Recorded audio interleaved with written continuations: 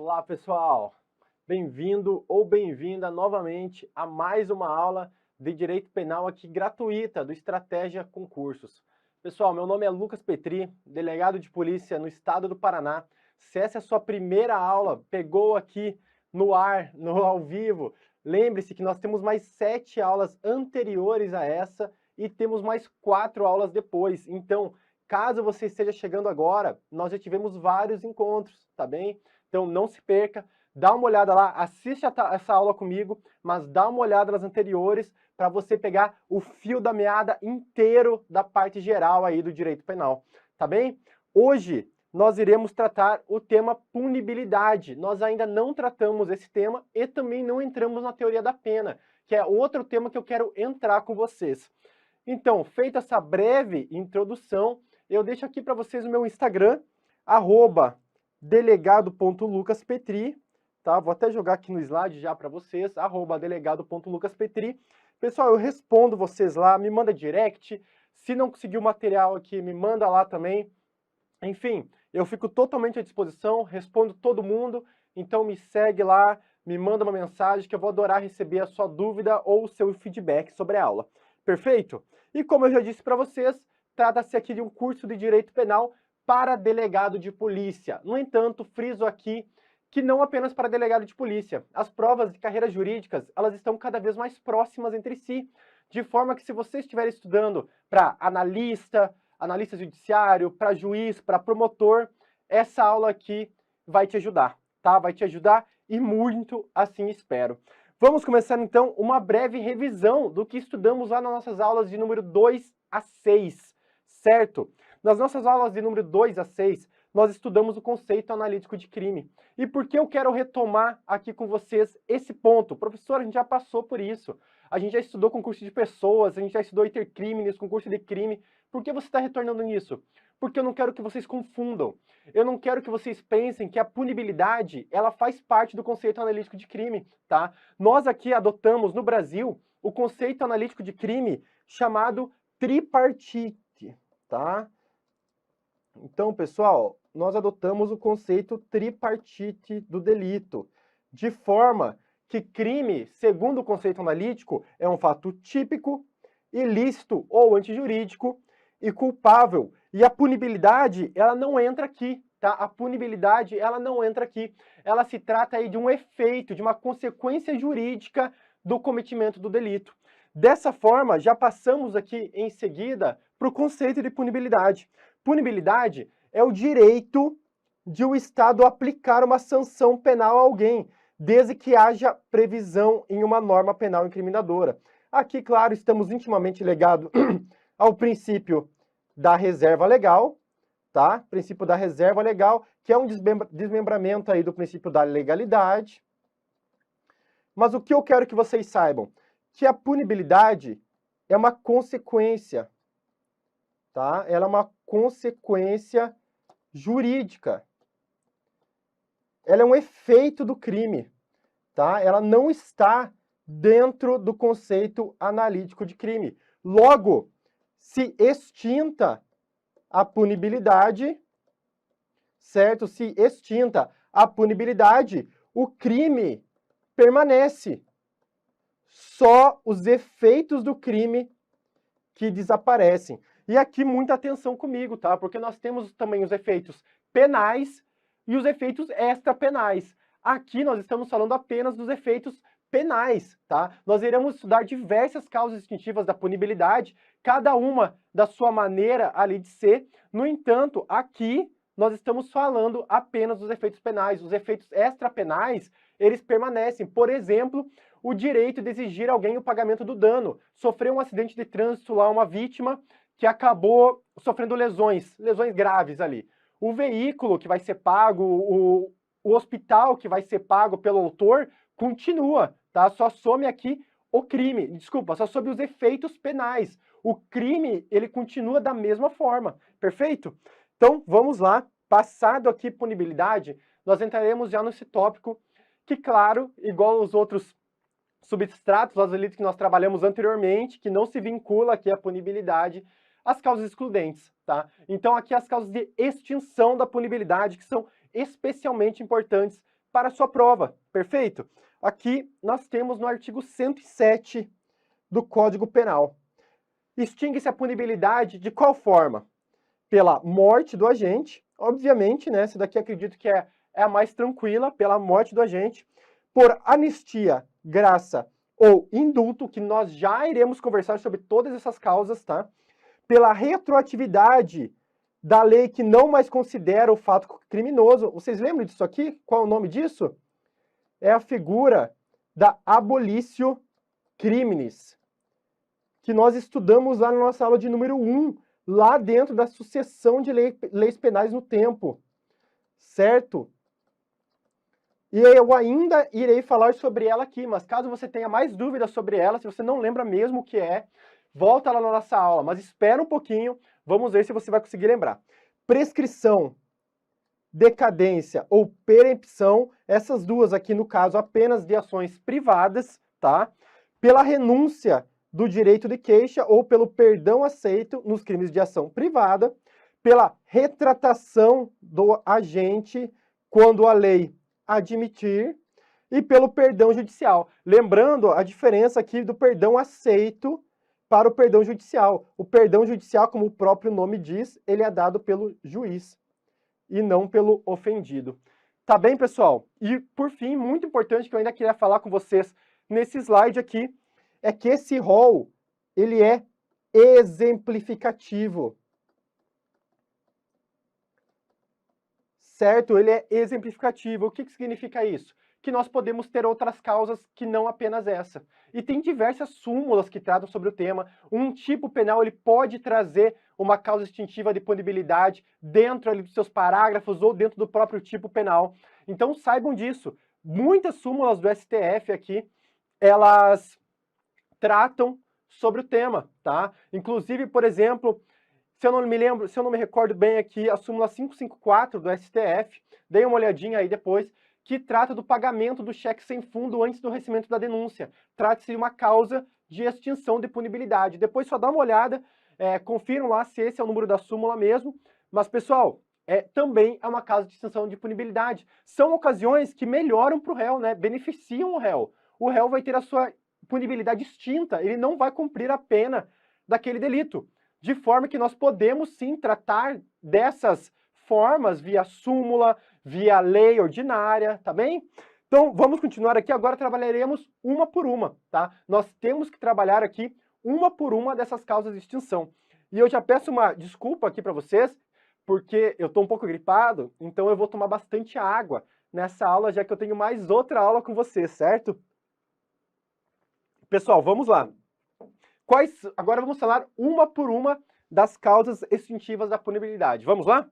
Primeiramente, a morte do agente, né, que eu já falei aqui com vocês, extingue a punibilidade baseada no princípio da personalidade da pena.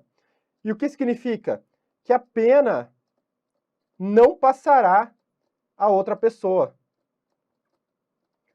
Certo? A pessoa morre, a pena termina ali com ela. Em razão da morte, extingue-se todos os efeitos penais da sentença condenatória, restando os extrapenais. No entanto, atenção aqui, tá? Atenção aqui. Vamos supor que a pessoa lá é super caloteira, né? Foi estelionatário a vida inteira, mas juntou aí uma fortuna, certo? Só que no final da vida, acabou perdendo um pouco daquele dinheiro e já estava com as sentenças aí sobre estelionato, já estava ali cumprindo pena de estelionato.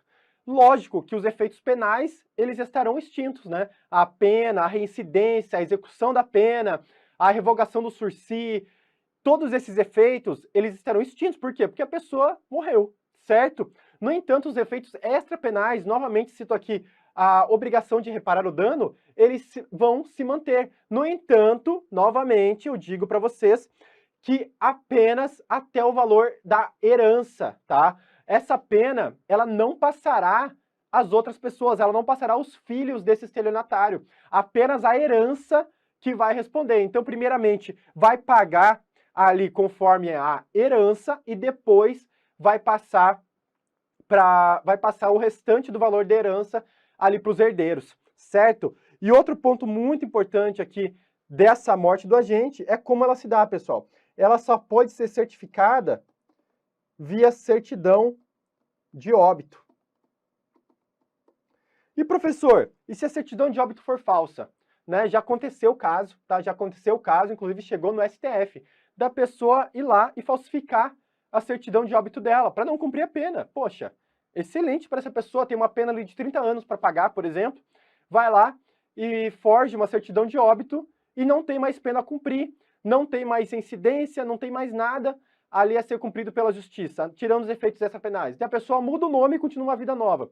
Depois de um tempo vem até a justiça que essa pessoa está viva. E aí?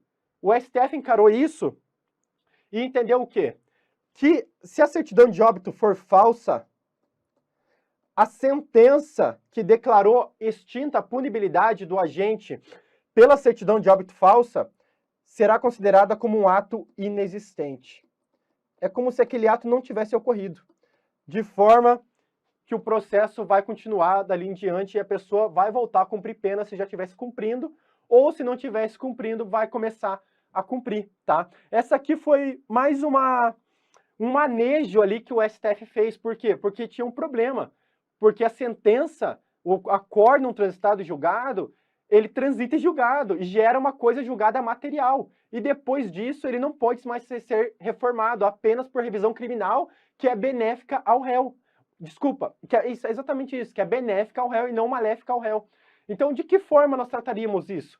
O STF colocou que a sentença pode ser declarada ali como um ato inexistente, uma vez que aquele documento não era verídico e induziu o magistrado a erro, tá? E agora, outros institutos aqui importantíssimos para a sua prova. Vamos lá? Anistia, graça e indulto. Pessoal, anistia é nada mais nada menos que um perdão do Estado. O Estado vai lá e pede desculpa para a pessoa. Olha, eu não deveria ter punido você por esses fatos. Por exemplo, são os crimes lá cometidos no regime militar, não por parte dos torturadores, mas pelas outras pessoas que foram condenadas por crimes que não cometeram, certo? Essas pessoas que lutavam ali pela liberdade delas, elas sofreram uma anistia, porque é um pedido de desculpa do Estado. Olha, eu não deveria ter condenado você naquele momento, então estou aqui te pedindo desculpas. E é por isso que a anistia apaga todos os efeitos penais, tá? Por quê? Porque ela apaga o crime, certo? Ela apaga o crime, apesar de serem mantidos aqui os efeitos extrapenais. Pessoal, a anistia, ela se dá via lei penal, tá? Ela se dá via lei. Ou seja, o Congresso Nacional que faz, certo? E aqui é esquecido um fato criminoso, tá? Então não confundam, a anistia, ela se dá via lei, via Congresso Nacional, então tem que passar por todo aquele rito do processo legislativo que vocês estudam lá em Direito Constitucional, tá? Já diferente é a graça e o indulto, que nós vamos ver agora. A graça e o indulto, ela se dá via decreto do presidente da República, certo? As duas formas se dão via decreto, inclusive, muita gente trata a graça e o indulto como sinônimos. Aqui vocês vão ver que não é sinônimo, que eles têm sim algumas diferenças entre si. Outros doutrinadores ainda trazem que o indulto nada mais é, que a graça nada mais é do que o indulto individual. Eu concordo em partes com essa afirmação, no entanto, ainda assim há algumas diferenças entre os institutos, tá? Então, lembre-se bem, graça e indulto são muito parecidos, mas tem algumas diferenças. Vamos lá saber quais? Bom, as semelhanças, primeiro, vocês já viram, é um ato concedido pelo presidente da República, certo? Que atinge apenas os efeitos executórios penais da condenação. Logo, os efeitos penais secundários, eles são mantidos. Então, a reincidência, por exemplo, ela é mantida, tá? A reincidência aqui, ela é mantida. Se a pessoa cometer um novo delito dentro do prazo da reincidência de 5 anos ali, ela será reincidente, perfeito? Agora vamos às diferenças, então. A graça é individual. E ela depende do pedido, do interessado.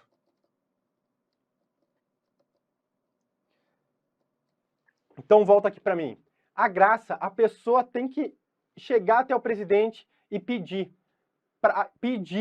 para ser ali abarcado pela graça, tá? O presidente por si só, por ofício, ele não pode dar a graça para uma pessoa, tem que ter pedido do interessado. E por isso que ele é de forma individual, ela abrange ali apenas uma pessoa, tá? Já o indulto, por sua vez,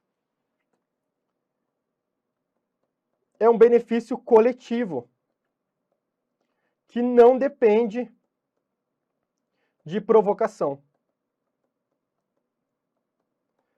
O maior exemplo que nós temos é o chamado indulto natalino, certo? Aquele indulto ali que tem todos os anos, né? Todos os anos a gente tem ali o indulto natalino, que se dá no Natal, perto do Natal, em que são liberadas diversas pessoas, principalmente por causa de uma superlotação carcerária.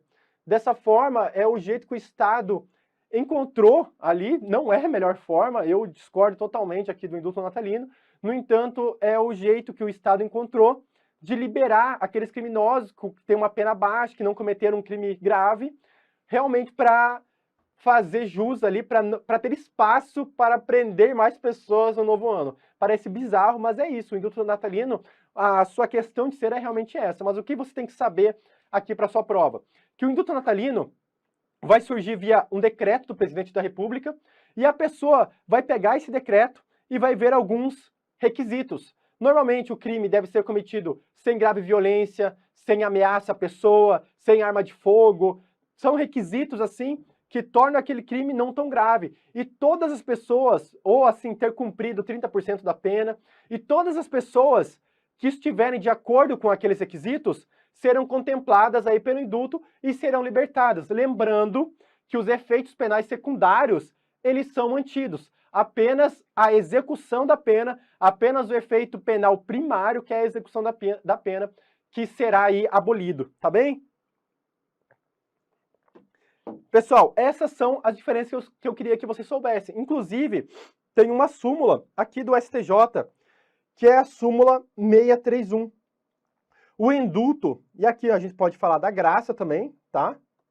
Extingue os efeitos primários da condenação, ou seja, a pretensão executória, mas não atinge os efeitos secundários, sejam eles penais ou extrapenais. Então, a pessoa é liberada da prisão, ela não vai cumprir mais a pena, mas todos os efeitos secundários serão mantidos. Perfeito? Aqui foi só mesmo para ratificar o entendimento que já era da doutrina, que é o que eu já falei para vocês aqui no slide anterior, tá bem? Então, vamos lá para a nossa próxima causa de extinção da punibilidade, que é a chamada abolitio criminis. A abolitio criminis é a descriminalização de uma conduta efetuada por uma lei, a qual terá retroatividade benéfica, tá? Então, vamos lá. Nós temos aqui a lei de número Y, que prevê um crime ali de 2 a 4 anos a pena. E aí, com a evolução da sociedade, vem uma lei X e fala que aquele crime não existe mais. Revoga aquele crime penal, certo? Ou seja, descriminaliza. Então, todas as pessoas que estejam cumprindo pena, que estejam respondendo por aquele delito, inclusive posteriormente, tá? Posteriormente, com certeza, né? Mas todas as pessoas ali, anteriormente, que já estavam cumprindo pena por aquele delito, elas devem ser soltas. As pessoas que estavam no meio do processo judicial respondendo por aquele delito, elas devem ser absolvidas. E caso ainda não tenha oferecido a denúncia, o Ministério Público não poderá mais oferecer denúncia por esse crime, tá? Lembrando para vocês que a lei nova que descriminaliza esse delito será aplicada pelo juízo da execução penal. Então, o juiz da execução penal, caso a pessoa esteja cumprindo pena, né, no caso da pessoa estar cumprindo pena, ele que irá ali decretar a liberdade da pessoa. Por quê? Porque é um direito subjetivo dela, tá? Então, perfeito aqui, pessoal? Passamos aqui essa parte. Eu não vou entrar muito em abolitio criminis, porque nós estudamos ela lá de forma detalhada na sucessão de leis no tempo, tá? Lá na nossa aula de número 1, dentro da teoria da norma. Então, vamos seguir para as próximas espécies. Essas espécies aqui vocês estudam muito lá com a professora Larissa Neves, dentro do tema ação penal, lá no direito processual penal. No entanto, elas estão aqui dentro do tema de causas instintivas da punibilidade. Por isso que eu tenho que trazer aqui para vocês. Eu não irei trazer os artigos detalhados aqui para vocês, porque a nossa aula vai ficar muito comprida. Eu tenho que falar com vocês aqui ainda sobre pena, sobre prescrição, sobre vários institutos aqui da punibilidade, e eu não posso ficar puxando todos os artigos lá do Código de Processo Penal nessa 1h30 que nós temos para falar sobre todos esses temas, tá? Mas eu já deixei o slide bem completinho aqui. Caso vocês queiram pegar o Vadimeco, entrar ali rapidinho ou jogar no site do Planalto, vocês vão ter acesso aos artigos que estão aqui dispostos. Então vamos lá? A decadência. O que é decadência? Ela é perda do direito da ação. Muito cuidado aqui para você não confundir decadência com prescrição, tá? Decadência, a pessoa perde o direito. Prescrição, a pessoa perde a pretensão ali de executar ou de que aquela pessoa seja punida. Aqui ela perde realmente o direito da ação. E ela pode ocorrer tanto na ação privada quanto na ação pública condicionada, por inércia do titular, tá? Pessoal, a decadência, ela é prevista lá no artigo 38 do Código de Processo Penal, bem como no artigo 103 do Código Penal. Mas eu vou falar para vocês como ela funciona. É um prazo aqui que a pessoa tem de 6 meses, tá? Ou de impetrar, de entrar ali com a queixa-crime, se o crime for de ação penal privada, ou de representar, se for um crime de ação pública condicionada à representação. Ela tem esse prazo de 6 meses a partir de que ela saiba ali quem é o autor do crime. Certo? Por quê? Porque antes disso não faz sentido. Como você vai cobrar o prazo de 6 meses? Vamos citar aqui um exemplo do crime de injúria, né? Alguma pessoa te xingou um monte na rede social, mas ela estava em um perfil anônimo, e a pessoa chegou lá e te xingou, nossa, você é burro, você é um mau profissional, enfim, te proferiu ali diversos xingamentos, e você queria entrar com uma queixa-crime perante o crime de injúria, que nós, inclusive, iremos ver na nossa próxima aula ali de crimes contra a pessoa, tá? Pessoal, você teria como entrar com essa queixa-crime sem saber quem é a pessoa? Não, você não poderia, porque um dos requisitos ali de você entrar com a ação penal, seja ela queixa-crime, ou seja ela ação penal ali propriamente dita, né, o oferecimento da denúncia, aliás, você precisa ali do autor. Então, esse prazo, ele não faz sentido ele ser contado a partir do momento da consumação do crime, só a partir de quando a pessoa sabe quem é o autor. Então, vamos dizer que depois de 1 ano, eu descobri quem era o autor daquelas postagens. A partir daí, é que vai contar o prazo de 6 meses para eu entrar com a queixa-crime. E nós temos aqui um outro exemplo de ação, que é a ação privada subsidiária da pública. Então, aqui, a prerrogativa primária de entrar com a ação, com a denúncia, é do Ministério Público.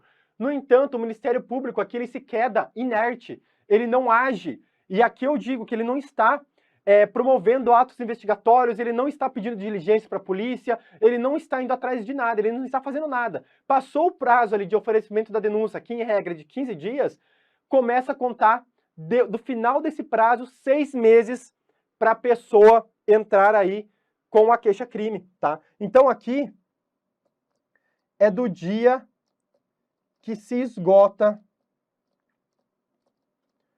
o prazo do oferecimento da denúncia, tá?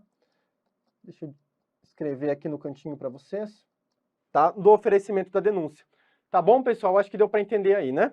Já a perempção, ela também se trata aí de uma inércia do titular, tá? Também se trata de uma inércia do titular. Aqui, nós só temos ela realmente na ação exclusivamente privada, que é aquela que ocorre via queixa-crime. Certo?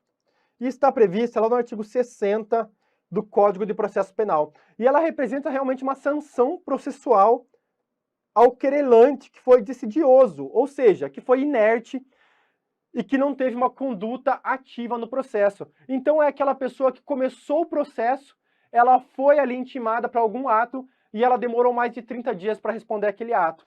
Ou é aquela pessoa que soube ali do ato e depois de 60 dias não fez nada. Pessoal, as hipóteses elas estão previstas lá no artigo 60 do Código de Processo Penal. Eu recomendo que você dê uma olhadinha nesse artigo. Cai muito em prova, tá? Cai muito em prova. Mas o que eu queria trazer aqui para vocês é que são causas extintivas da punibilidade, tá? São causas tanto a decadência quanto a perempção e quanto a prescrição e quando elas se aplicam, o momento que elas se aplicam.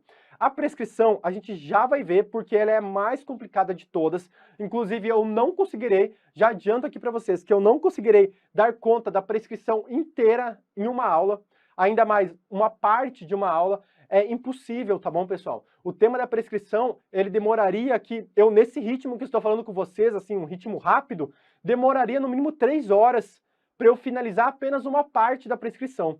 Então pense aqui, nós, em 1h30, eu só conseguirei pincelar o tema para trazer para vocês o que mais aparece nas provas para carreiras jurídicas, tá? Mas então vamos continuar aqui pulando a prescrição, que a gente já vai retornar para ela, e vamos na renúncia. A renúncia o que é? A renúncia é um ato unilateral do ofendido. Então vocês lembram aqui, que acabamos de passar, né, na decadência e na perempção, que era muito mais uma conduta omissiva do querelante ou do ofendido, ali no caso da representação na decadência, é um ato omissivo, ou seja, a pessoa deixa de fazer alguma coisa. Já aqui, na renúncia e no perdão do ofendido, nós temos uma conduta ativa. A pessoa com um novo ato, ela renuncia ao seu direito ou perdoa ali o ofendido. E tem algumas coisas que eu queria citar aqui com vocês. Primeiramente, é um ato unilateral do ofendido, pré-processual, então ele não ocorre depois, vamos lá, temos o fato aqui, né? Temos o recebimento da denúncia. Ele não ocorre depois do recebimento da denúncia, ele ocorre apenas nesse período, tá? Pode ser expresso ou tácito. Expresso, o que seria o expresso, né? Seria, por exemplo, a pessoa juntar antes do processo ali, chegar na delegacia e falar, não, eu não quero que essa pessoa aqui seja condenada, seja processada por esse crime. Então ela está renunciando ao direito dela. Já o que seria uma renúncia tácita? A renúncia tácita seria, por exemplo, eu chamo a pessoa para ser o padrinho do meu filho. Tá? Eu chamo a pessoa para ser o padrinho do meu filho. Caso eu deseje processar essa pessoa posteriormente, ele vai chegar com as provas de que ele foi chamado para ser o padrinho do meu filho e por isso houve renúncia tácita aí ao direito à queixa-crime, certo? E, pessoal, aqui abre mão de propor a ação privada. A renúncia ela está intimamente ligada ao quê? Ao princípio da oportunidade, certo? Porque a pessoa, ela já pode escolher se ela deseja entrar ali com a queixa-crime ou não. Certo? Essa regra aqui, ela não se aplica nas ações penais públicas, aplicam tão somente nas ações penais privadas, que nós temos aqui o princípio da conveniência ou oportunidade. Logo, se a pessoa renuncia, logo se a pessoa, inclusive, tem a opção de não entrar com a queixa-crime, ela também tem a opção de renunciar a esse direito, certo? E lembrando para vocês que caso tenha uma renúncia, por exemplo, vamos citar aqui, por exemplo é melhor, né? Duas pessoas me xingaram de vários nomes ou me difamaram. São em regra aqui ações penais privadas. E eu chamo uma delas para ser o padrinho do meu filho. Ocorreu renúncia perante a ele. E a outra pessoa, eu posso entrar com uma queixa-crime perante ela, em face dela? Não, pessoal. Por quê? Porque nós temos aqui o princípio da indivisibilidade. E esse princípio, ele rege aqui as ações penais de natureza privada. Logo, se eu renuncio o meu direito sobre alguém, eu renuncio sobre todos os autores. Eu não posso mais entrar ali com uma queixa-crime em face de ninguém. Por outro lado, aqui, temos o perdão do ofendido, tá? Previsto ali no artigo 106 e 105 do Código Penal. E aqui é um ato bilateral. E o que é um ato bilateral? Vou escrever aqui para vocês. Precisa da concordância. Então, o suposto autor do fato, ele tem que concordar, tá? Pode ser oferecido do início da ação até o trânsito em julgado. Perfeito? Então aqui, processual, né? Depende de um processo em curso. E professor, mas por que alguém recusaria o perdão do ofendido, né? Por que alguém recusaria ele ser perdoado? Porque nós temos os outros efeitos penais, nós temos os efeitos penais secundários, temos os efeitos extrapenais, e às vezes aquela pessoa não cometeu aquele crime, e ela prefere que o processo siga, já que estamos aqui, já iniciamos esse processo, você já me trouxe até a justiça, eu quero ser absolvido, eu não quero ser perdoado por você. Eu quero ser absolvido, eu não quero nenhum efeito, seja ele extrapenal, penal, eu não quero nada. Por quê? Porque eu não cometi aquele delito. Então vocês entendem que, a partir daí, trata-se de uma opção também do suposto ofensor do fato ser processado ou não? Por isso que é um ato bilateral. Lembrando que aqui não estamos diante do princípio da oportunidade, mas estamos diante do princípio da disponibilidade,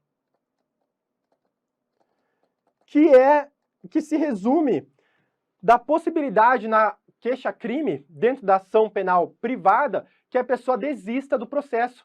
Lembrando para vocês que dentro da ação penal pública, incondicionada ou condicionada, o Ministério Público não pode desistir, ele é regido pelo princípio da indisponibilidade, ele não pode desistir da ação penal. Tem um artigo específico lá dentro do Código de Processo Penal que fala que o Ministério Público não poderá desistir da ação penal ou do recurso, já que, dentro do âmbito privado, sim, a pessoa pode desistir. E como se dá essa desistência? Pelo perdão do ofendido, certo? Desde que, claro, concordado ali pelo agressor, pelo suposto, cito aqui, agressor do fato. Então, vamos continuar, que nós temos bastante coisa ainda, né? Vamos continuar? Retratação do agente em casos que a lei admite. O que é se retratar? Retirar o que foi dito, né? E aonde tem essa previsão? Primeiramente, você tem que saber que é um ato unilateral, tá? Não precisa da concordância da outra pessoa. E nós temos algumas previsões aqui. No artigo 143 do Código Penal, certo? Nos crimes de calúnia e difamação, são só exemplos, tá, pessoal? Então, se a pessoa inventa um fato sobre você ou diz que você cometeu um crime, certo? Ela começa a jogar na internet, por exemplo, que você cometeu um delito em tal data, daquela forma. Pessoal, isso é calúnia, tá? A pessoa está te caluniando, ela está imputando a você um fato criminoso. Se a pessoa, no meio do processo, ela se retratar, claro, de todas as formas cabíveis, o juiz que vai decretar a forma que deve ser essa retratação, se atingiu várias pessoas, terá que se dar na internet. Se ela fez aquelas acusações na internet, então é na internet que deverão ser feitas ali as suas retratações, tá? Dessa forma, ela se retratando, ela tem extinta a punibilidade dela, lembrando para vocês que os efeitos extrapenais, eles podem ser mantidos. E nós temos outro caso aqui também, que está previsto lá no artigo 342, parágrafo 2º do Código Penal, que é o crime de falso testemunho ou falsa perícia. Antes da sentença, dentro daquele processo que a testemunha mentiu, ela pode se retratar e contar a verdade. Dessa forma, ela terá extinta a punibilidade sobre ela, tá? E também temos a hipótese aqui de perdão judicial, que eu irei falar inclusive com vocês na próxima aula, mas eu já trago aqui para vocês, que é quando o juiz aplica com fundamento em determinadas condições que estiveram presentes no momento do fato, conforme a previsão legal. Pessoal, e quando se aplica o perdão judicial? Se aplica quando não há espaço para o direito penal. Aquela pena, por si só, ela já foi tão severa com aquela pessoa, certo? Aquela pena no mundo concreto, ela já foi tão severa com aquela pessoa que o direito penal não precisa punir aquela pessoa. Não precisamos, lembram aqui do direito penal como a última ratio? O direito penal ele só deve ser chamado a ser aplicado ao caso concreto quando realmente há necessidade dele ser aplicado. Realmente nós temos que ter uma função retributiva ou uma função ressocializadora por parte da pena. Mas há casos em que nós não precisamos aplicar o direito penal, mesmo a pessoa tendo cometido um delito. Um exemplo aqui é o do homicídio culposo. É o exemplo que sempre citado pelos doutrinadores, em que o pai, por exemplo, dá ré, está saindo de casa apressado, sem querer dar ré, e passa por cima do filho de 1 aninho de idade, certo? De 1 aninho de idade ali. Pessoal, ou do pai que esquece o filho dentro do carro, né? Nessas hipóteses, dependendo do caso concreto, o juiz vai avaliar no caso concreto se o pai está... Não adianta o pai chegar ali no processo e falar, não, eu estou arrependido. Não. O juiz vai avaliar no caso concreto se realmente há aquele desespero por parte do pai, se o pai realmente está sofrendo com aquele delito. Se for verdade, se realmente acontecer isso, o juiz pode aplicar nessa hipótese prevista lá no artigo 121, parágrafo 2º do Código Penal, o chamado perdão judicial, tá bem? E lembrando aqui para vocês, pela súmula 18 da STJ, que a sentença concessiva do perdão judicial é declaratória da extinção da punibilidade e não subsiste qualquer efeito condenatório. Então, mesmo que a pessoa seja aí, quando a pessoa sofre o perdão judicial, não vai ter a reincidência, não vai ter, óbvio, a condenação com a aplicação da pena e não vai ter a reincidência e outros efeitos penais secundários, certo? Pessoal, vamos seguir aqui, que agora chegamos à principal causa de extinção da punibilidade, que é que as bancas aprofundam porque há muito o que ser aprofundado, tá? Que é a prescrição. Esse é o tema que a maioria dos alunos tremem quando ver isso na prova, né? E, pessoal, vocês vão ter que estudar esse tema, tá? Vocês têm que saber esse tema. Nós vamos dar uma pincelada aqui, vamos ver as principais espécies, o conceito de prescrição, mas vocês têm que, sim, estudar esse tema, fazer exercícios aqui é de vital importância. Então, se você conseguir, finalizando essa aula, ou amanhã pela manhã, pegue várias questões, tire 1 hora aí, ou agora vou resolver questões sobre prescrição e sobre causas extintivas de punibilidade. Faça isso, que a sua pontuação vai aumentar na prova e você não vai ter mais medo desse tema aqui. Mas vamos lá, então, para o conceito. Lembra que eu disse lá que decadência era a perda do direito? Aqui nós temos a perda da pretensão punitiva, tá? Certo? Ou da pretensão executória. Aqui, basicamente, punitiva é de aplicar a pena. O Estado perde o direito de aplicar a pena. E da pretensão executória, o Estado perde o direito de executar a pena.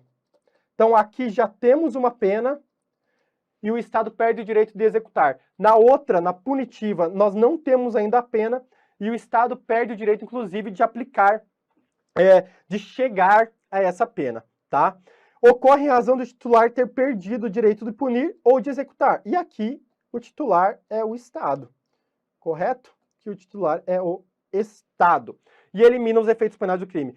Importantíssimo aqui, pessoal. Quais crimes são imprescritíveis? Nós temos apenas 2 crimes imprescritíveis. A regra é a prescritibilidade. A exceção são esses 2 crimes. Primeiramente, o crime de racismo e ações de grupos armados, civis ou militares contra a ordem constitucional ou contra o Estado democrático de direito. Lembrem desses 2 crimes porque eles não caem, eles despencam em prova, está lá dentro da Constituição Federal, no artigo 5º, e costumam cobrar o quê? As bancas, elas costumam colocar que a tortura, o tráfico de drogas e o terrorismo são crimes imprescritíveis. Não, pessoal, esses crimes eles são hediondos, inafiançáveis, são outros efeitos. Aqui nós temos os crimes imprescritíveis, que são apenas esses 2 aqui. Professor, tenho que decorar? Tem que decorar, tá? Você tem que saber esses 2 crimes que são imprescritíveis, beleza? E vamos seguir aqui agora para as espécies de prescrição. E aqui eu queria realmente escrever com vocês, tá? Nós temos a prescrição da pretensão punitiva e nós temos a prescrição executória, certo? A perda aí da executória. Aqui já vou deixar até maior para vocês, que vocês já vão entender. A perda da pretensão aí executória, tá? A punitiva, que é o que tira o sono de vocês, que eu sei. porque nós temos algumas espécies dentro dela. Nós temos a em abstrato, também chamada em propriamente dita.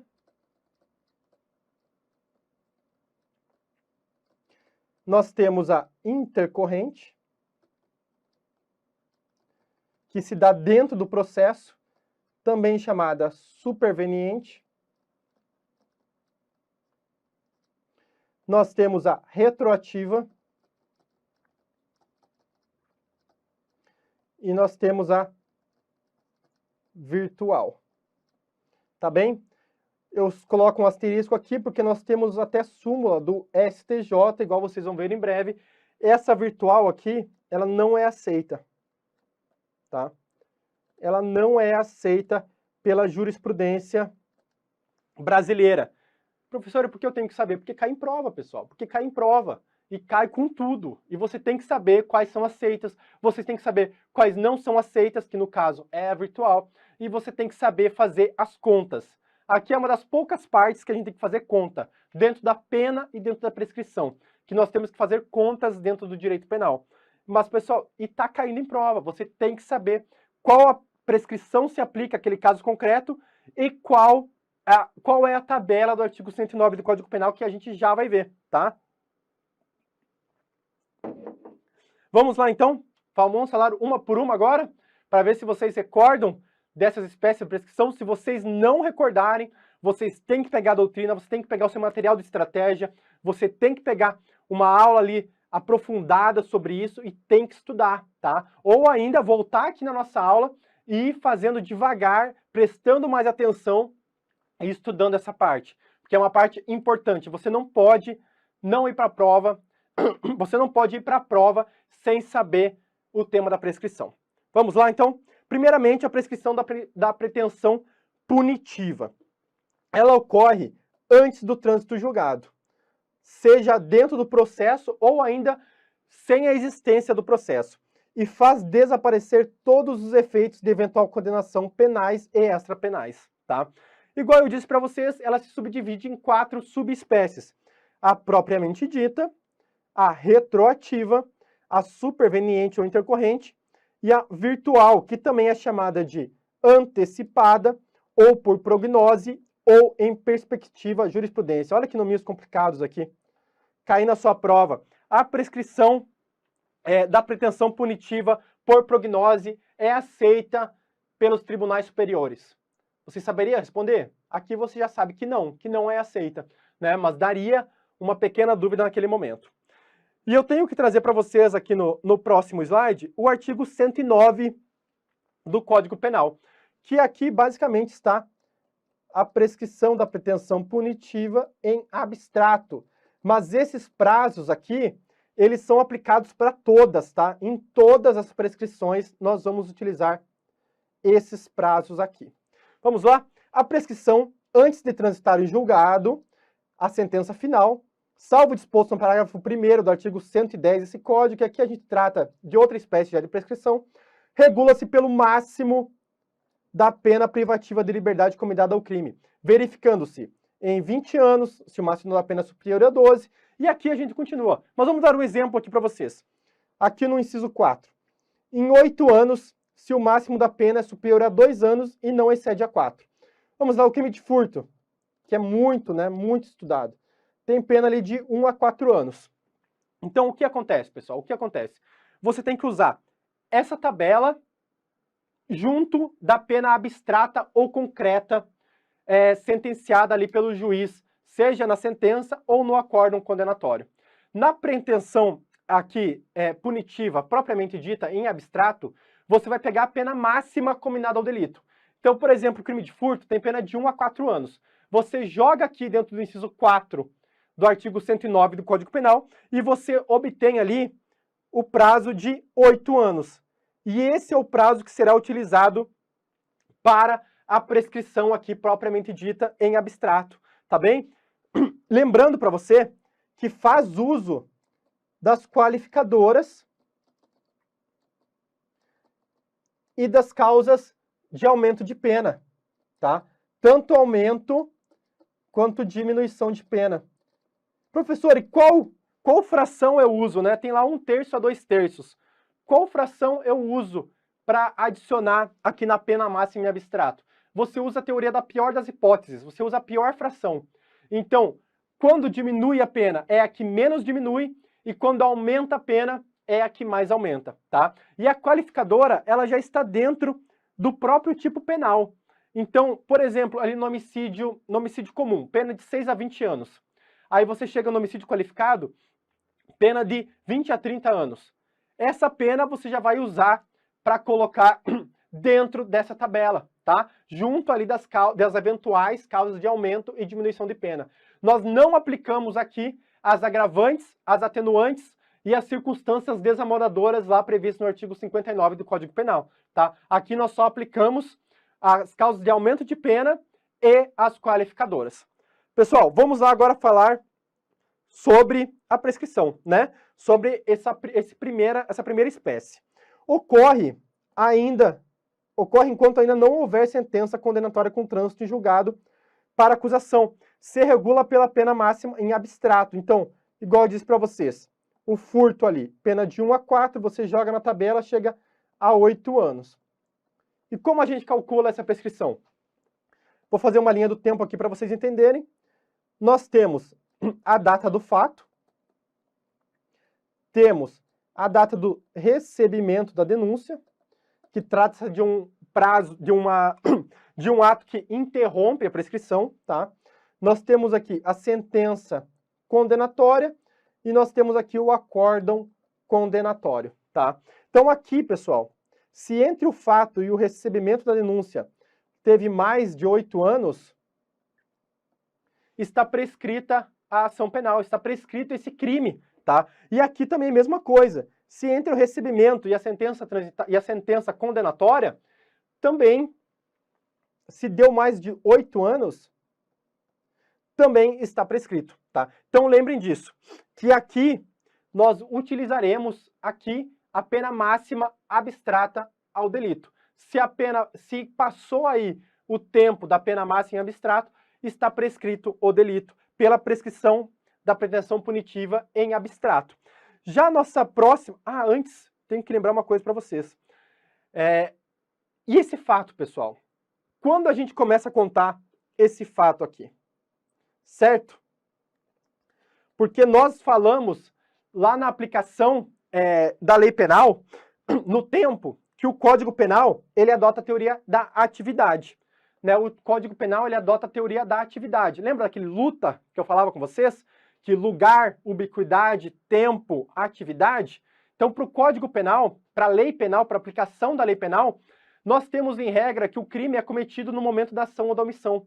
No entanto, aqui nós temos outros momentos, e não apenas da ação ou da omissão. Aliás, em nenhum momento nós temos da ação ou da omissão.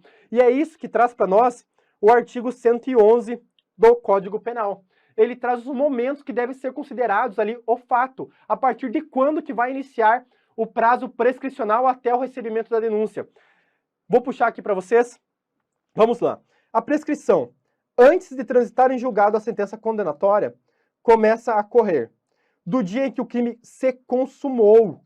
Então aqui nós temos a teoria do resultado, tá? Se eu atirei numa pessoa e ela morreu 5 dias depois, nesses 5 dias depois que vai começar a contar o prazo aí da prescrição. No caso de tentativa, do dia em que cessou a atividade criminosa, ou seja, do dia que eu dei ali meu último ato de execução. Por exemplo, eu dei 5 tiros na pessoa no dia tal, a pessoa foi para o hospital, não veio a óbito, eu respondo da data que eu pratiquei ali o último ato de execução. Nos crimes permanentes, que são aqueles delitos que se protraem no tempo, do dia em que cessou a permanência. Então eu tenho lá um crime de sequestro, que durou do dia 10 ao dia 18 de abril. No dia 18 de abril, em que cessou a permanência, é que vai iniciar a contagem do prazo prescricional. Crimes de bigamia e nos de falsificação ou alteração de assentamento do registro civil. Então aquela pessoa que é casada com 2 pessoas, né? Da data em que o fato se tornou conhecido. Então quando uma das pessoas ali descobrir que aquela pessoa é casada com outra pessoa, é que começará a contagem do prazo prescricional. E aqui um artigo novo, tá? Um artigo novo, um inciso novo, nos crimes contra a dignidade sexual ou que envolvam violência contra a criança ou adolescente, ou em legislação especial, da data em que a vítima completar 18 anos. Claro, salvo se a esse tempo já houver sido proposta a ação penal. E por que inseriram esse artigo aqui no Código Penal? Muito importante esse artigo aqui, muito importante. E vocês têm que saber que ele trata-se de uma novatio legis impégios. Ele prejudica a situação do réu. Por quê? Vamos supor que o tio abusa um menor de idade sexualmente. O crime se consuma quando o menor tem 8 anos de idade. Em regra, daí que começaria a contar o prazo prescricional, ou seja, de quando o crime se consumou. No entanto, o menor não fala para ninguém daquele crime, porque o tio ameaçou ele, e o menor não conta para ninguém sobre aquele crime. E quando ele tem ali 18 anos, quando ele tiver 18 anos, já passou muito da prescrição dele. 18 anos que ele poderia entrar, pedir ali para entrar em uma ação penal, até antes ele poderia, né? Mas vamos supor que aos 18 anos que ele tem essa cognição e que ele gostaria de que o Ministério Público entrasse com essa ação penal, o crime já pode até se encontrar prescrito, ou já ter corrido aí um lapso prescricional muito grande, de forma que não vai dar tempo do juiz receber a denúncia sem o fato estar prescrito. Por isso é que foi adicionado esse inciso aqui do Código Penal. Por quê? Porque normalmente esses delitos, eles se dão dentro do próprio âmbito familiar. É uma situação muito triste, né? Se dão dentro do próprio âmbito familiar e por isso apenas quando a pessoa é de maior é que a pessoa consegue ali relatar os fatos, tem essa liberdade de relatar os fatos, tá? Pessoal, lembrando que essa daqui trata-se de uma novatio legis impégios, que veio para prejudicar o réu. Então só vale a partir da sua edição. Os fatos praticados anteriormente, sendo uma lei penal, não são regidos por essa norma, tá? Vamos para a segunda aqui, senão não vou conseguir acabar hoje com vocês. Vamos lá? Que é para retroativa.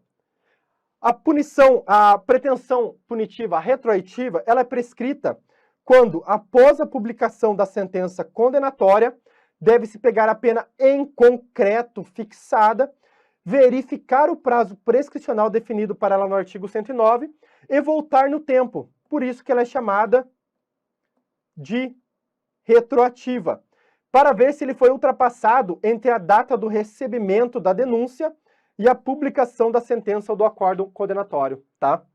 Então vamos lá, pessoal. Nós temos aqui o fato, temos aqui o recebimento da denúncia, temos aqui a sentença condenatória e o acórdão condenatório. Nem vou colocar o acórdão aqui para não confundir vocês, né? Temos a sentença condenatória aqui. E vamos supor que naquele crime de furto, que era de 1 a 4 anos, a pessoa foi condenada a 2 anos. E não teve mais recurso ou teve apenas recurso da defesa, né? Vocês concordam aqui que essa pena ela não pode piorar, uma vez que a acusação ela não entrou com recurso. E nós temos um princípio chamado no reformatio impégios, que impede aí o juiz de aumentar essa pena se a condenação não entrou com o recurso. Pessoal, você vai pegar esses 2 anos, tá? Você vai jogar na tabela aqui do artigo 109, tá? Então vamos lá? Vou colocar aqui para vocês o inciso 5. Em 4 anos, se o máximo da pena é igual a 1 ano ou sendo superior, não excede a 2. Logo, a pena se aplicou nesse inciso aqui. Então, em 4 anos, e vai pegar aqui, ó. 4 anos, tá? Se decorreu mais de 4 anos, pode ver que a gente voltou no tempo, né? Nós voltamos no tempo.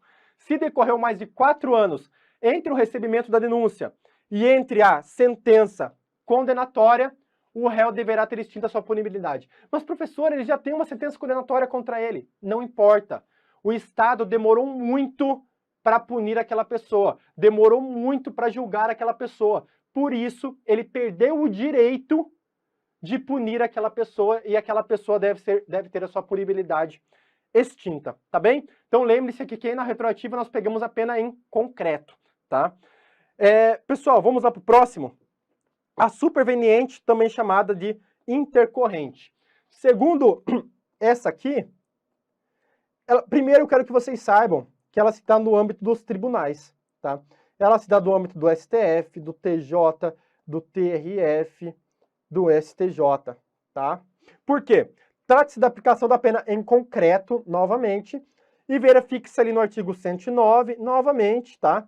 Entre a publicação da sentença ou do acórdão condenatório e a data do trânsito em julgado para ambas as partes. Então, aqui, linha do tempo novamente, nós temos o fato, o recebimento da denúncia, a sentença condenatória. Aqui, nesse caso, o MP continuou, certo? E nós temos o acórdão condenatório. Vamos usar aquele exemplo em que a pena foi fixada em 2 anos. Nós jogamos no artigo 109 e temos a pena de 4 anos, certo? Aqui, a data inicial é a sentença condenatória, tá? Então, nós avaliamos aqui. Se deu mais de 4 anos pro tribunal julgar essa decisão, se deu mais que 4 anos aqui no nosso caso concreto, terá extinta a punibilidade do agente. Novamente, mesmo motivo. Por quê? O Estado demorou muito para julgar aquela pessoa e, por isso, ele não tem mais o direito de punir aquele agente. Tá bom? Vamos continuar? Que é o PPP virtual, né? Prescrição da pretensão punitiva virtual, antecipada ou por prognose. Pessoal, aqui é bem específico, porque aqui nós estamos ainda no meio do processo. Só que o juiz, no meio do processo, ele vê ali a prescrição, ele pensa que tem muitos atos ainda a serem feitos, ele vê que a pena do sujeito não vai ser elevada em virtude da culpabilidade material do sujeito ali. Por exemplo, no caso do furto, né? O juiz, ele percebe que a pena do sujeito não vai ultrapassar 2 anos. E por isso o prazo prescricional seria de 4 anos. E já faz 5 anos que o processo está correndo, certo? O processo, ele deve continuar, tá? Mas o juiz, aplicando aqui a PPP virtual, ele poderia encerrar o processo naquele momento. Porque, para não continuar utilizando da máquina pública de forma desnecessária, certo? Então, vamos lá? Vamos lá, vou puxar aqui o slide para vocês. Leve em conta o conhecimento do fato pelo juiz, bem como das circunstâncias que seriam levadas em conta quando o juiz fosse graduar a pena, chegando sem uma provável condenação. Então vamos lá, por exemplo, que eu acabei de dar. Nós temos a pena ali de 2 anos, né? O juiz percebe que dentro daquele fato criminoso, a pena da pessoa não vai ultrapassar 2 anos. Jogando no artigo 109, nós temos ali 4 anos. Certo? E nós temos aqui o fato, o recebimento da denúncia, certo? Vamos supor que aqui passaram 3 anos e aqui está no processo. E aqui já passou 5 anos, né? E desculpa, aqui ainda não teve a sentença condenatória, tá? Não teve. Então aqui o próximo passo seria ter a sentença condenatória. Mas ainda não teve e já se passaram 5 anos. No entanto, a pena do furto é de 1 a 4 anos. Você jogando lá no artigo 109, chega a 8 anos. Logo, há a possibilidade de não estar prescrita ainda a ação, caso o processo continue e o réu seja sentenciado pela pena máxima. Então aqui, essa prescrição, ela não é aceita pelo ordenamento jurídico, tá? Mesmo que o juiz veja, pelo caso concreto, pelas circunstâncias do caso, que a pena da pessoa não vai ultrapassar tanto, e o processo já andou mais que aquilo, ou vai andar mais que aquilo, ainda assim ele não pode terminar o processo. Ele deve chegar ao final na sua sentença condenatória, e lá na sentença condenatória que ele vai aplicar aí a prescrição. E eu trouxe essa súmula importantíssima para vocês, do STJ, súmula 438. É inadmissível a extinção da punibilidade pela prescrição da pensão punitiva com fundamento em pena hipotética, que é essa daqui, né, que eu falei para vocês, independentemente da existência ou de sorte do processo penal. Perfeito? Perfeito, pessoal? Não é cabível no ordenamento jurídico brasileiro, tá? Isso daqui é pacífico entre o STJ e o STF. Vamos continuar agora para a última espécie de prescrição, que é a prescrição que ela se dá após o trânsito julgado. Aqui o Estado perde o direito de executar, tá? Executar a pena. Nós já temos uma pena em concreto. Novamente você vai pegar essa pena em concreto, vai jogar lá no artigo 109 do Código Penal e vai ver quanto tempo você tem para punir aquela pessoa, tá bem? Vou puxar o slide aqui. Ela ocorre depois do trânsito em julgado, tá? Depois do trânsito em julgado, e impede a execução da pena.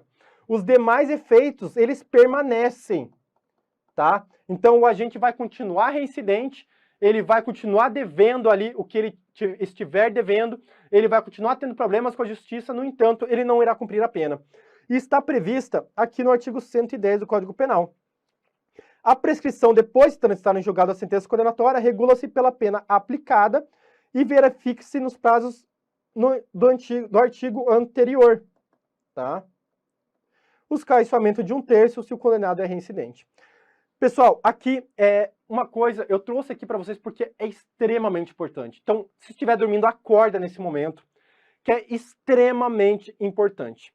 Vocês já sabem que o STF ele proibiu a execução provisória da pena. Nós não temos a execução provisória. Então, tem ali a sentença condenatória. A defesa entrou com recurso, eu não posso executar aquela pena. Eu tenho que esperar o trânsito em julgado de ambas as partes, certo?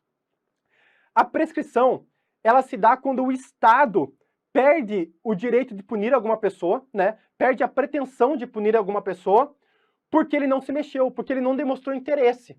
Mas vocês concordam comigo que o Estado ele só pode executar a pena depois que transita em julgado para ambas as partes? Concordam comigo? Vamos lá?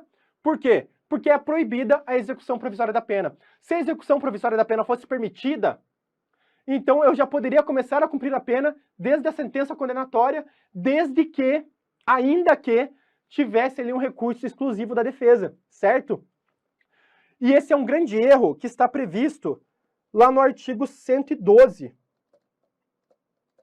inciso 1 do Código Penal. Se você pegar o artigo 112, inciso 1 do Código Penal, ele diz que a prescrição da pretensão executória, ela vai começar a valer quando o processo estiver transitado em julgado para a acusação. Mas vamos supor que a acusação não entrou com recurso, transitou em julgado para a acusação, e a defesa entrou com recurso. Eu poderei punir essa pessoa? Eu tenho interesse, eu sou Ministério Público, eu tenho interesse em punir aquela pessoa. Eu estou tentando fazer de tudo para punir aquela pessoa, mas eu não tenho como. Vocês percebem aqui a injustiça que era com a Justiça, com o Ministério Público? Ele não conseguia punir aquela pessoa, no entanto, o prazo prescricional dele para executar aquela pena já estava correndo. E o STF falou, não, não, não, não, não. Lá no informativo 755, o STF acabou com isso, tá? O STF acabou com isso. Informativo 755 do STF. Só começará a pretensão executória, a prescrição da pretensão executória, quando estiver transitado em julgado para ambas as partes, e não apenas para a acusação, tá? Julgamento extremamente importante, e que, para mim, é questão de justiça. Se coaduna proibiram a execução provisória da pena, beleza, mas então tem que começar a contar a prescrição executória apenas a partir do trânsito de julgado para ambas as partes. Por quê? Porque é aí que o Estado pode iniciar a execução efetiva da pena. Perfeito, pessoal? Agora vou passar aqui para o próximo slide, as causas impeditivas da prescrição. Nós temos causas que impedem, ou seja, suspendem, e temos causas que interrompem. O que eu queria trazer para vocês? As causas impeditivas continuam a correr de onde parou. Certo? Não volta do zero. Então, por exemplo, temos aqui uma causa impeditiva da prescrição, enquanto o agente cumpre pena no exterior. Pessoal, enquanto ele estiver cumprindo lá, vamos supor que já correu a prescrição aqui da data do fato 2 anos, e o agente começou a cumprir pena no exterior. Então, impediu a prescrição de continuar. Quando ele voltar ou ele parar de cumprir pena no exterior, essa prescrição de 2 anos que estava ali anteriormente, aquele prazo prescricional, ele vai continuar a partir de 2 anos, tá? Então, 2 anos e 1 dia, 2 dias, e assim vai. Ele não retoma do zero. Por isso que é uma causa impeditiva, uma causa suspensiva da prescrição. E nós temos 4 aqui muito importantes, tá? Primeiramente, enquanto não resolvida em outro processo, questão que dependa do reconhecimento da existência do crime, tá? Enquanto o agente cumpre a pena no exterior, na pendência de embargos de declaração ou de recursos aos tribunais superiores quando inadmissíveis, certo? Muito, muito importante, quando inadmissíveis. Isso daqui a prova cobra muito, coloca quando mesmo admissíveis estaria falso. E também enquanto não cumprido ou não rescindido o ANPP, que é o Acordo de Não Persecução Penal.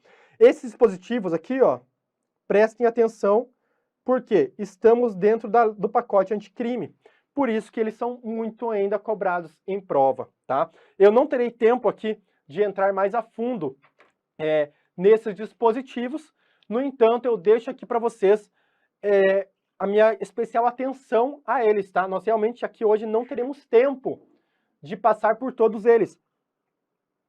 Inclusive, nós temos que entrar agora dentro das causas interruptivas da prescrição, que são as causas que a prescrição volta do zero, tá? Aqui nós retomamos do zero. Então, aquela pessoa que ela cumpriu pena 2 anos, se ocorreu algum desses fatos aqui, por exemplo, se foi recebida a denúncia, começa do zero. Por isso que nós utilizávamos aqueles marcos anteriores dentro do cálculo da prescrição, tá? Vamos lá então para o slide? Quais são as causas interruptivas da prescrição? O curso da prescrição ele se interrompe pelo recebimento. Muita atenção aqui. Não é oferecimento, é recebimento. Por quê? Trata-se de um ato do juiz, tá bem? Trata-se de um ato do juiz. O juiz tem que receber e é aí que a gente tem a interrupção, recebimento. Pela pronúncia, que é a decisão judicial que termina a primeira fase do júri, certo? Decisão confirmatória da pronúncia, pela publicação da sentença ou acórdão condenatórios recorríveis, pelo início ou pela continuação do cumprimento da pena ou pela reincidência. Essas duas hipóteses aqui, uma atenção especial, porque elas só se aplicam na prescrição da pretensão executória, enquanto essas aqui se aplicam nas prescrições das pretensões punitivas. Pessoal, e aqui eu faço até um adendo para vocês que me ajudou muito quando eu estava estudando para os concursos a decorar aqui, a entender. A prescrição, ela está ali como... A prescrição, ela se dá porque o Estado se mantém inerte e parece que ele não tem o desejo de punir aquela pessoa, certo? O fundamento dela é porque já passou tanto tempo para o Estado punir aquela pessoa que a pena não é mais necessária, que a pena não tem mais aquela função retributiva, ressocializadora, certo? Porque se a pessoa só cometeu aquele delito e prescreveu aquele delito, ela não cometeu mais nenhum delito, por exemplo, a pena já cumpriu a função dela. Não tem mais por que aplicar a pena no caso concreto. Nós já iremos ver aqui no próximo bloco as funções da pena, tá? Mas eu quero dizer para vocês isso. E é quando o Estado se mantém inerte, o Estado não demonstra que ele tem o desejo de punir. E, em regra, quem quer punir a pessoa? É o Ministério Público, né? O Ministério Público que vai atrás. Mas, de uma forma diferente, para não falar errônea, as causas interruptivas da prescrição, da pretensão punitiva, elas estão todas ligadas ao ato judicial. Elas não estão ligadas ao ato do Ministério Público. E percebam que isso é meio incongruente. Por quê? Porque é o Ministério Público que tem o desejo de acusar, de punir a pessoa. O juiz é para ser uma pessoa inerte, imparcial. No entanto, as causas interruptivas da prescrição, elas se dão por atos judiciais. E isso me ajudava muito a decorar as causas interruptivas ali dentro da pretensão punitiva. Vamos lá para o slide? Pode ver, são todos atos judiciais. Primeiramente, é pelo recebimento da denúncia. Quem oferece a denúncia é o Ministério Público, certo? E por isso nós não colocamos esse ato aqui dentro. Nós colocamos pelo recebimento da denúncia. São todos atos judiciais. Pela pronúncia. A pronúncia é o juiz do tribunal do júri ali, o que termina o tribunal do júri. Pela decisão confirmatória da pronúncia, também é o mesmo juiz. Pela publicação da sentença ou do acórdão condenatório recorríveis. Também aí é um ato judicial via o juiz de primeiro grau ou o tribunal, STF, STJ, enfim. Tá bom, pessoal? E aqui também eu queria trazer outra coisa para vocês, especialmente sobre o inciso 4. Último tópico aqui de prescrição, tá? Especialmente sobre o inciso 4, porque tinha uma grande divergência. Se o acórdão que reduz ou apenas confirma a pena, ele interrompia ou não. E agora o STJ pacificou essa questão. Interrompe sim, tá? Então, mesmo, vamos supor que João tenha sido condenado ali em 3 anos no furto, certo? Na sentença. Chegou o acórdão e diminuiu para 2 anos. Esse acórdão, ele interrompe a prescrição ou não? Segundo o STJ, ele interrompe sim a prescrição e nós teremos um novo marco aí a partir dessa data. Era uma divergência muito grande que tinha, mas agora foi pacificado. Então, acórdão que diminui a pena ou que apenas confirma a pena, ele interrompe sim a prescrição. Pessoal, finalizamos aqui causas de extinção da punibilidade e punabilidade. Muito tempo, já estamos quase acabando a aula, mas eu ainda quero trazer um pouquinho sobre teoria geral da pena com vocês, tá? Então, só um minuto, eu vou puxar a vinheta e nós teremos mais alguns minutinhos aí sobre a teoria geral da pena, tá? Pessoal, voltando nos últimos minutos aqui para a gente tratar sobre a teoria geral da pena. Esse é outro tema que eu demoraria aí aulas e horas para falar com vocês. No entanto, como vocês estão tendo aula de legislação penal especial, e eu tenho certeza que o professor Sérgio passará pelo tópico de execução penal, uma vez que é um tópico que cai muito nos concursos públicos da carreira policial, eu vou deixar para ele falar sobre alguns institutos, como o Instituto do Sursi Processual, que provavelmente vocês vão ver também com a professora Larissa Neves, o Instituto da Suspensão Condicional da Pena, tá? E são institutos muito, muito importantes, tá? Que caem nas provas, mas aqui eu não terei tempo de fazer com vocês. Por isso eu vou deixar para eles esse tópico e eu vou falar com vocês aqui apenas algumas pinceladas iniciais sobre a teoria geral da pena, o que eu quero que vocês saibam aqui sobre a teoria geral da pena. Primeiramente, o conceito de pena. Pena é uma espécie de sanção penal, isto é, a resposta estatal ao infrator da norma incriminadora, consistente na privação ou restrição de alguns bens jurídicos do agente, inclusive a sua liberdade. Então, nós temos a pena aqui privativa de liberdade, também temos a pena restritiva de direito e também temos a pena de multa. Perfeito? Essas são as 3 penas previstas aí no nosso ordenamento jurídico brasileiro. E agora vamos passar aqui para o próximo slide, em que eu coloco para vocês as teorias que fundamentam a pena. Teorias muito importantes que estão aparecendo muito nas provas e que vocês têm que dar uma olhadinha. Tem um post-it, um papel, um flashcard, um card físico no seu quarto com essas funções, com essas teorias, tá? É uma das poucas teorias aqui que nós temos na teoria geral da pena e por isso elas aparecem bastante. Vocês têm que saber. Vamos lá, então, sobre a função da pena. Quais são as teorias que tratam sobre a finalidade da pena? Pessoal, a teoria absoluta, ela não é dividida em mais nenhuma outra, tá? E ela tem como base o chamado livre-arbítrio. Segundo o livre-arbítrio, a pessoa, ela faz porque ela quer, né? Ela tem ali o livre-arbítrio de fazer ou de não fazer. Já que ela fez, já que ela praticou aquela infração penal, ela deve ser punida. E por isso que a teoria absoluta aqui, ela trata a pena como mero objeto retributivo, tá? Para essa teoria, a pena apenas tem um caráter de punir aquela pessoa, de retribuir o mal que ela causou à sociedade. Dessa forma, nós temos aqui que a teoria absoluta tem um caráter puramente retributivo. Já as teorias relativas, elas já têm um caráter ressocializador, ou seja, quer reinserir o criminoso no meio social, certo? E restaurativo, voltando aqui no status quo, né? No status anterior ao delito.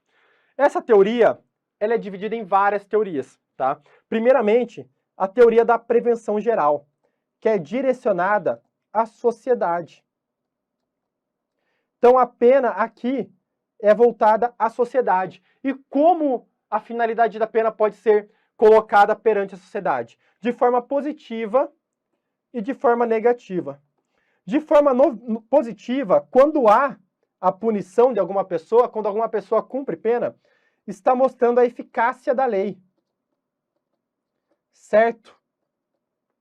Então aqui, quando alguém é punido, quando aparece ali no jornal, olha, tal político foi punido aqui com 10 anos de reclusão, porque praticou ali lavagem de dinheiro e corrupção. Pessoal, ali mostra para a sociedade que a lei está valendo, que o bem jurídico tutelado ele está sendo protegido pela norma penal, certo? Ele prova ali a eficácia daquela norma. E temos também a função negativa. Aqui, trata-se de uma persuasão, de uma intimidação, tá? Uma intimidação. Então, quando alguém é punido, por exemplo, aparece ali no jornal, mesmo exemplo, né, do político ali sendo condenado, você sabe que você não pode fazer aquilo, senão você será punido. Então, a pena, ela te intimida a não cometer delitos, tá bem? E nós temos também a previsão da prevenção especial. A prevenção especial, ela é de forma individual. E ela tem foco na pessoa que já sofreu ali uma punição anterior, tá? Então aqui, ela está diretamente ligada ao preso. A função positiva da pena ao preso é a ressocialização.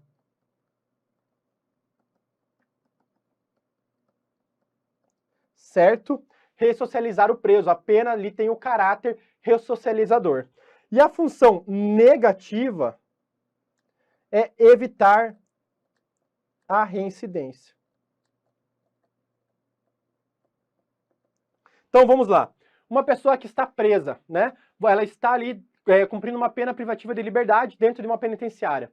Pessoal, essa pena, em regra, ela deveria ter, de acordo com a teoria da prevenção especial positiva, ela deveria ter o intuito de ressocializar o preso, tá? De reinserir aquele preso na sociedade. Ele está preso naquele momento porque ele está aprendendo alguma coisa ali, ele está pagando sim pelo seu crime, mas aquela pena ela tem a função de ressocializar o preso. E tem a função negativa aqui também. E essa função negativa é de evitar a reincidência. Por quê? Ele acabou de cometer um delito. Se ele for solto, a chance dele cometer um delito logo em seguida é muito grande.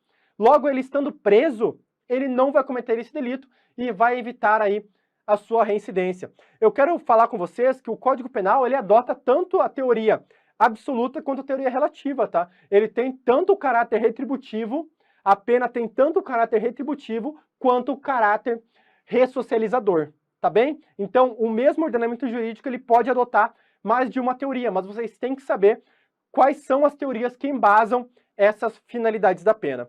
E vamos lá. Agora, pessoal, eu quero falar com vocês sobre como se dá a aplicação da pena, tá? Como se dá a aplicação da pena. Por quê? Porque esse é um assunto que, apesar de aparecer muito mais nos concursos para magistratura e Ministério Público, eles têm aparecido sim aqui dentro do direito penal. Inclusive, eu faço uma ressalva aqui com vocês que no processo penal, o tema processos e procedimentos, eles também têm aparecido muito na prova, tá? Então vocês têm que estudar essas partes que, em regra, caíam apenas para as outras carreiras jurídicas. Vocês têm que estudar para gabaritar a prova, né? Eu sempre pensava, quando eu estava estudando, que eu ia gabaritar a prova, que eu ia fazer 95, ia fazer 98 questões, certo? Eu sempre estudava pensando dessa forma. Pessoal, dava errado? Dava. Eu não acertava 98, 95 questões. Mas quanto mais alto eu mirava, mais perto eu chegava daquilo e melhor eu ia, certo? Então vamos dizer que você mira em acertar 98, mas você acerta 88. Não tá bom? Com 88 você passa em qualquer concurso do país. Com 88% da prova, você passa em qualquer primeira fase para delegado de polícia ou para outra carreira no país, tá? Então, pessoal, mirem alto, estudem todos os temas, mirem alto, que vocês vão conseguir acertar ao menos ali a nota de corte ou um pouco mais para ficarem muito bem dentro do seu concurso. Vamos lá então agora falar sobre como se dá a aplicação da pena pelo juiz. Pessoal, primeiramente, nós saímos da pena lá dentro do tipo penal, certo? Lá dentro do conceito secundário do tipo penal, que é o tipo secundário, né? Vou colocar aqui para vocês tipo secundário. Então, por exemplo, lá no crime de furto, nós temos 1 a 4 anos. O magistrado, ele começa daí, ele começa desses 1 a 4 anos, certo? E nós adotamos aqui o sistema trifásico. Por quê? Porque é dividido em 3 fases. Então, o magistrado, ele pega esse 1 a 4 anos, certo? 1 a 4 anos, aqui lá do furto, o artigo 155. Lembrando que se o tipo penal for qualificado, ele vai pegar a pena diretamente do qualificado, e ele vai observar aqui o artigo 59 do Código Penal, atendendo à culpabilidade, aos antecedentes, à conduta social, à personalidade do agente, os motivos, circunstâncias, consequências do crime. Todos esses requisitos aqui serão avaliados pelo magistrado para aí sim chegar na pena base, tá? Ou seja, desse 1 a 4 anos, nós vamos chegar na pena base. O magistrado vai avaliar todas essas circunstâncias abaixo, vai chegar na pena base, por exemplo, em 3 anos. Dando um exemplo aqui para vocês, né? Chegou ali, fez as contas das circunstâncias judiciais, chegou na pena de 3 anos. Aí ele vai pegar essa pena base e vai adicionar aí as agravantes e atenuantes previstas lá no artigo 61 e 62 do Código Penal, tá? E aqui 65 e 66, para chegar na pena intermediária. Então, nós estaremos aí da pena base, primeira fase, para a pena intermediária. Aqui na segunda fase. E, por fim, nós chegaremos na pena definitiva. Professor, o que a gente aplica aqui na terceira fase? Nós aplicamos as majorantes e minorantes, as causas de aumento e diminuição de pena, tá? Esse finalzinho aqui exclui, tá? Porque isso daqui já vai ter sido usado ali na segunda fase, mas aqui na terceira fase nós chegamos na pena definitiva pela análise das majorantes e minorantes, as causas de aumento ou diminuição de pena, dependendo ali do caso concreto, quanto o juiz vai adicionar ou diminuir, tá bem? Pessoal, aqui foi uma pincelada, né? Aqui a gente só passou por cima mesmo do nome do sistema, que é o critério trifásico de aplicação da pena, para vocês saberem diferenciar o que é uma qualificadora do que é uma majorante. Então, a qualificadora, ela é aplicada lá no início. É a pena base da pessoa. Aliás, nem a pena base. É a pena dentro do tipo penal secundário da pessoa, tá bem?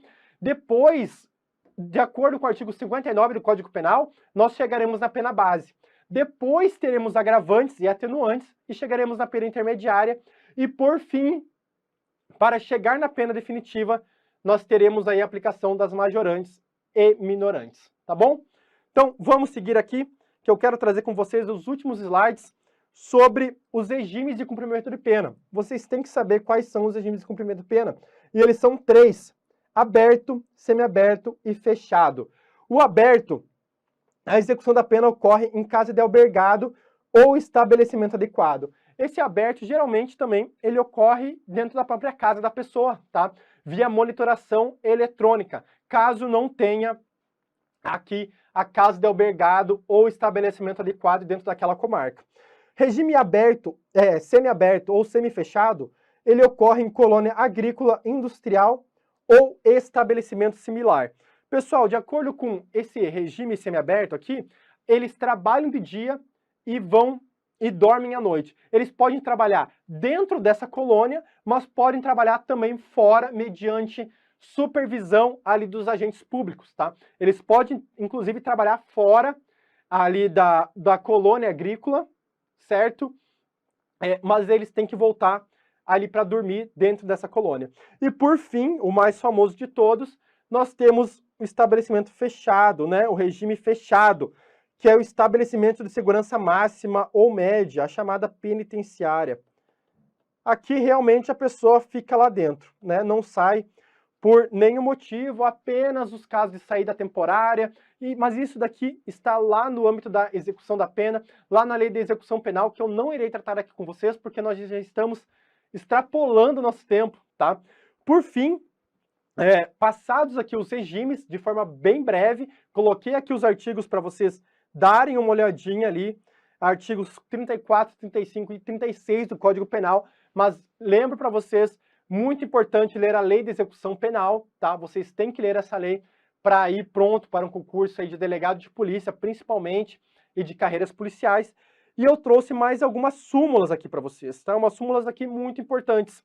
Pessoal, essas súmulas, elas despencam em prova, tá? Vamos lá?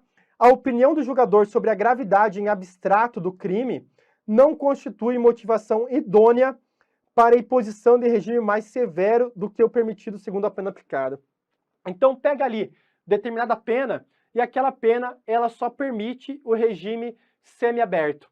E o magistrado, julgando aquele crime ser muito grave para a pessoa cumprir em regime semiaberto, ele joga o regime fechado. Pessoal, isso não pode, isso é inconstitucional, tá? Isso daqui não pode, de acordo também com a súmula 718 do STF. Por fim, a imposição do regime de cumprimento mais severo do que a pena aplicada exige motivação idônea. Logo, o magistrado ele não pode apenas falar que aquele crime é grave de forma abstrata. Ele deve sim motivar aquela decisão, tá? Essas súmulas aqui, elas se interligam, inclusive elas são muito próximas uma da outra, né? Foram feitas ali em conjunto, para basicamente dizer, magistrado, você pode colocar essa pessoa em um regime de cumprimento de pena mais severo? Pode, mas a sua motivação, ela não pode ser dada a gravidade abstrata daquele delito. Ela exige uma motivação idônea, você deve fundamentar o motivo daquela pessoa cumprir em um regime mais severo do que aquele que é apenas pela lei. E por último aqui, fixada a pena base no mínimo legal, é vedado o estabelecimento de regime prisional mais gravoso do que o cabível em razão da sanção imposta, com base apenas na gravidade do delito. Pessoal, vamos lá. Nós temos o mínimo legal e o máximo legal, certo? Da pena máxima e abstrata. Quando o magistrado ele julga aquela pessoa apenas pelo mínimo legal, aquele crime ele já não é tão grave. Por quê? Porque se estivesse no máximo legal, aí sim nós poderíamos, diante da circunstância do artigo 59 do Código Penal, e também das majorantes, né, agravantes, até ultrapassar o máximo legal. No entanto, o juiz decidiu colocar no mínimo legal. Essa pena estando no mínimo legal, mesmo ele fundamentando na gravidade do delito, essa pessoa não pode cumprir a pena em um regime prisional mais severo do que seria ali o pelo aplicado pela lei, tá? Essa súmula é a súmula 440 da STJ. Pessoal, eu já passei meu tempo aqui para falar sobre punibilidade, sobre teoria geral da pena.